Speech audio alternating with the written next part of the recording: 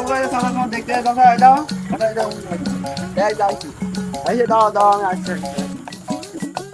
আসছি বল দাদা তুমি সকালে দেখা করতে কইলে তারপরে তো তোমার আর হলাম না কোনে গেলে তুমি আসতে তার কোশ্চেন এখন ইন্টারভিউতে এখানে বসলাম। তুমি ইটালি গেলে তোমাদের সকালে আমি দেখলাম তোর কইলে দেখা করছি তারপর পরে তোমার পালাম না